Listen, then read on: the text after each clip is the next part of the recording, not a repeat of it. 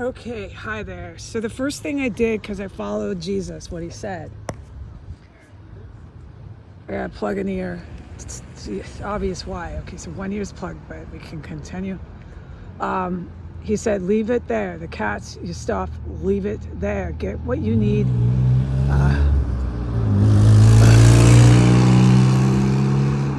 To just get out. This armed cops, guns, they had guns, you see them.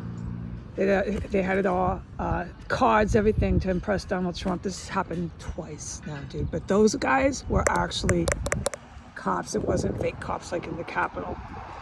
I cannot say one word about that sort of stuff right now. We've got to keep it for legal reasons. This is serious, like real lawyers, people with JDs, 20, 30 years experience, who are not Janine Pirro, who are not from cable news. Okay, this is nothing to mess with.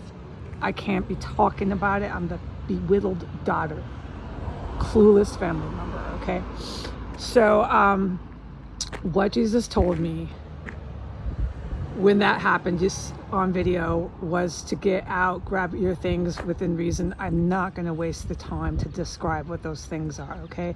Which is what I did. And I went to the graveyard. It was all this noise.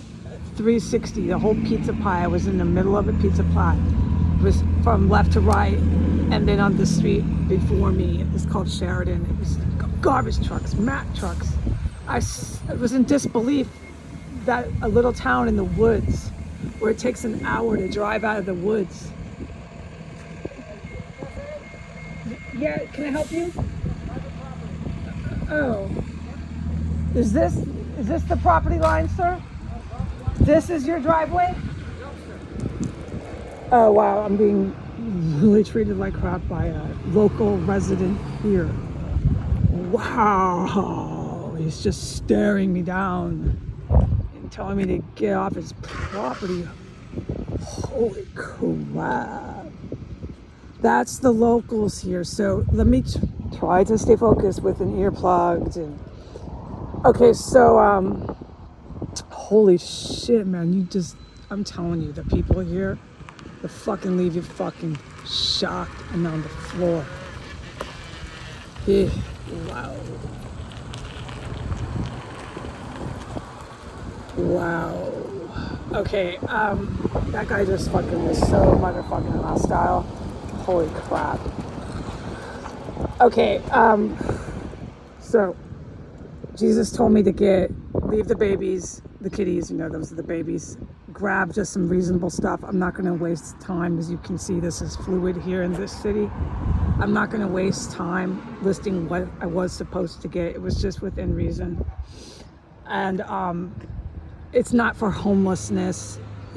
It's not grabbing all these clothes and grabbing all my birth certificates and here I go, everything's on the curb. It was nothing like that. He said, don't do that. Just get out of the fucking house and film these cops in there, man. If there's anything you do, film those two men and get out. And so as you can see, what is this? Restraining order is already not even being acknowledged. She's talking to me, I'm talking to her. It makes me want to review if I should even go to the courthouse. I have been physically removed from their property, okay? And yeah, I need to handle this in the legal spectrum, but what Jesus told me at the graveyard while I was in like this, it's like being in a dryer, a dryer where you dry your clothes, and having a whole bunch of a sack of rocks or a sack of marbles just fucking blasting in your ear. I couldn't believe I was at a graveyard and it was that noisy. And I couldn't believe I'm in the middle of the Peninsula Olympic Forest. No, I'm in the fucking woods, folks. And it's that noisy. So it's to be noted. In Washington, D.C., everybody knows that. After a couple of years, their own citizenry in the Capitol started making serious complaints about they called it quality of life, the habitat they turned their town into, with the mufflers, the gangs, the gang violence, and the sirens. They would complain about the crime, but the sirens weren't just routine sirens there. So, all right, we know about the Washington, D.C. Police Department and how corrupted they are, involved with terrorism they are, and I cannot talk about that shit. It's real lawyers, not me, involved with that right now, and it's big time. And may I repeat, I just filmed those 2 cops, okay, in that house. So, I'm out, and I have not been sick. I'm feeling so fucking healthy, and that's the first thing I said when I was walking to the graveyard. I said, I'm better off not in there. I'm getting blasted in there day and night, and I can't talk about it right now, but I will, because that's a crock of crap. And when I leave there, I'm not in there, I'm fucking fine, okay? Not even a tinge of those sicknesses, not even a million years of it. I'm feeling like I could just go work out. I'm feeling so good. Is this clear? There's no symptoms unless I'm in the house, except the grocery stores, which I've said. Okay, but that's obvious what's going on with the grocery stores. So, oh God, yeah. They had their call girls in there again. I was at Safeway yesterday. I had to go there, but I couldn't talk about where I went. They had call girls. They're still bringing those girls in there. So, oh, and this obvious is girls, working girls. And it's obvious they have to go in there. So I don't know why, but we need to stay focused. They're sending their girls into Safeway for a fucking reason. And the one yesterday didn't look like she wanted to go in, but she has to go in. Oh, it's so obvious. So they still had other gang activity going on there. Oh, big time. I saw every one of the gang members in there. Okay, so anyways, so I'm sitting at Safeway. I'm staying offline. I'm staying out of the house. I wake up the next day to be escorted out of there by 2 armed police officers. And I follow everything Jesus says. He says, just leave your cat somewhere safe. Don't grab all your passports, birth certificates, everything, because you're going on the sidewalk. You're out. Grab your animals. Animal control. Everybody's out. And there's a restraining order. You can't talk to her. You can't find out why. You have no rights at all. You can't find anything out. You can't even get a third party to contact her. You just can't know anything. You're on the streets. That is what they tried to pull today. Go look it up, what they pulled. I wouldn't be able to get a third party. I wouldn't be able to contact her. And doing any of that would have landed me in jail. So Jesus said, ignore it. Text her. Tell her to watch the cats and call her and leave a message. Ignore it. He told me that. And he told me to go to the graveyard. And the graveyard was so noisy. It was like sitting in a fishbowl. And not a fishbowl. A dryer with a sack of marbles. The graveyard. So I tried the hardest I could, and I took the photos there, okay? He said, take all the photos and ignore this. Ignore how they're saying that you can't talk about them, you can't post them, blah, blah, blah, blah, blah, blah. Read what it says on those legal affidavits. Read what it says. He says, ignore it, put it on Facebook, put it on Instagram. Okay? So I did. And then he said this, he says, go walk to the courthouse. At that point in time, it's so fucking noisy. The entire time I was there, I was there for at least 15 minutes. I could not believe this little town in the woods. And then, oh no, I was shocked. The noise they're fucking generating here. They're trying to be like the capital. But you know what? The capital was more noisy than New York City. And come on, DC. I'm not allowed to talk about the noise they made there. It was a sight for sore eyes.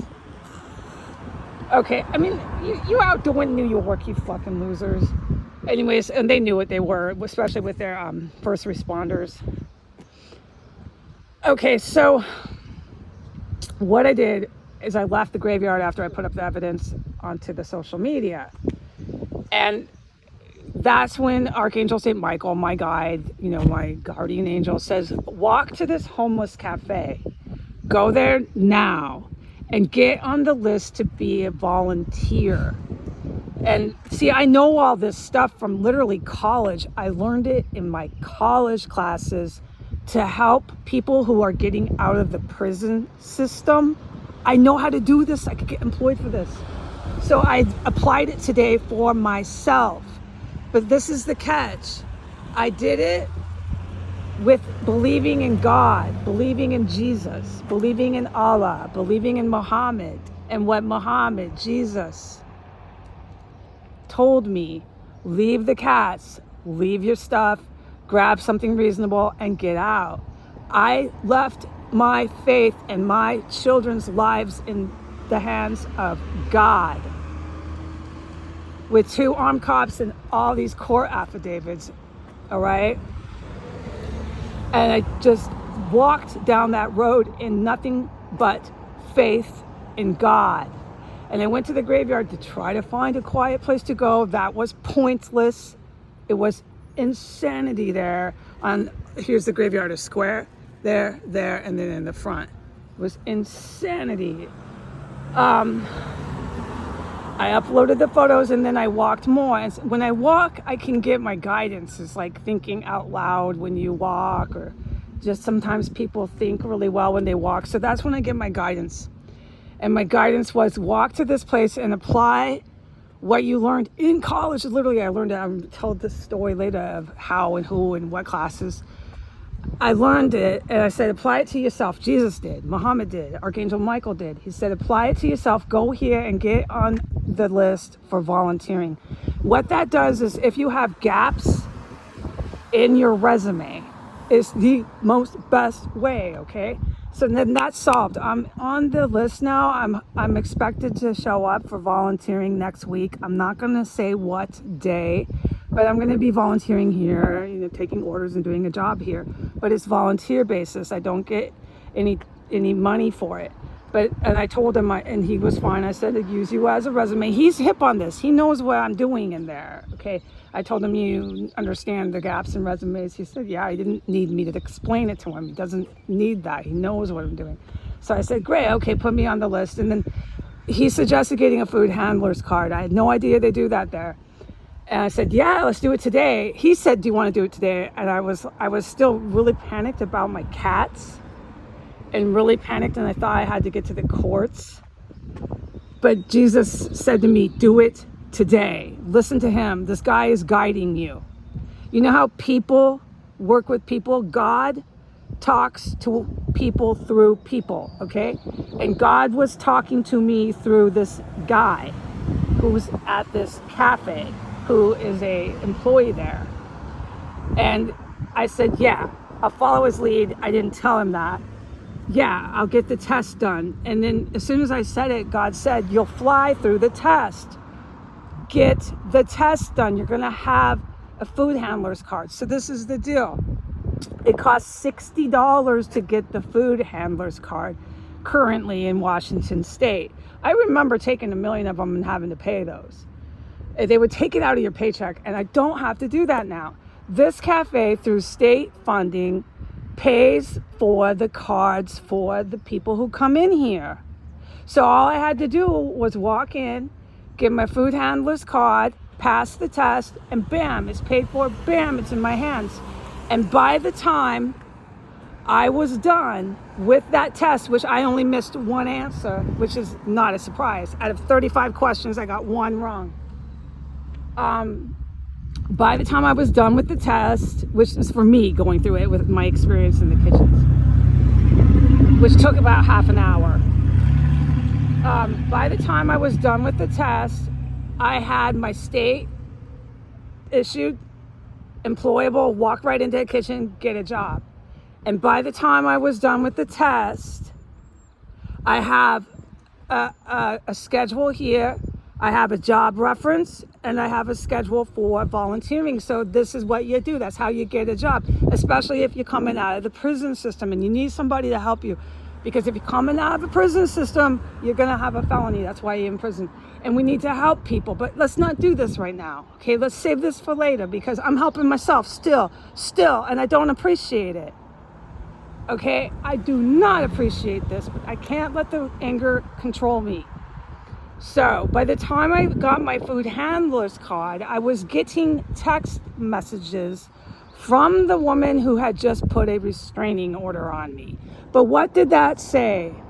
That said what Jesus had told me was to ignore it. Call her, leave her a voice message, leave her a text message, send her an email if you want. Tell her to watch the cats, leave most of the shit in the house, and get the fuck out of the house. And that's what Jesus told me to do, and to film those cops. All right. So what did I end up doing? Talking to the mother. Okay. That restraining order is basically quashed now, but I'm not going to push it. All right. Because I'm still going to go handle the legal end next. I've got to do that. Yes, I do. But she can have this quasi weird, no one's agreeing to it, restraining order fucking paperwork if that's what she wants. It was not intelligent to do that.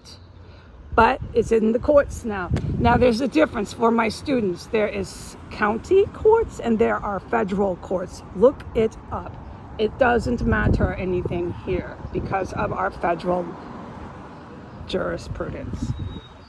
So that was a big reason why Jesus said, just ignore it. Okay, so I'm so grateful. I've got my food handler's card and my son, who is 11 years old, my precious cat, is safe in the house. That's all I care about.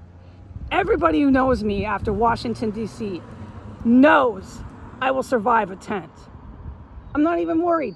I'm so glad to be in a tent and not be jumping out of my bed, racing for my life, gushing everything out of me, spitting blood, shitting blood, and losing all my fucking hair and having me be told that it's me and I need to go to the doctor when everywhere else I go I feel just fucking fine.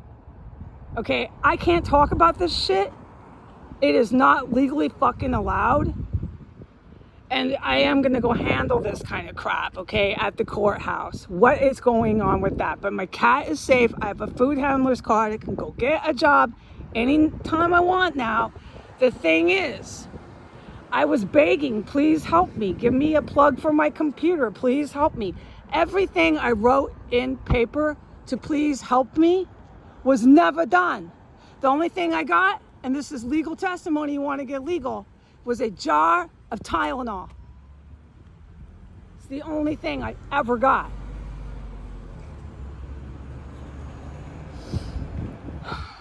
All right?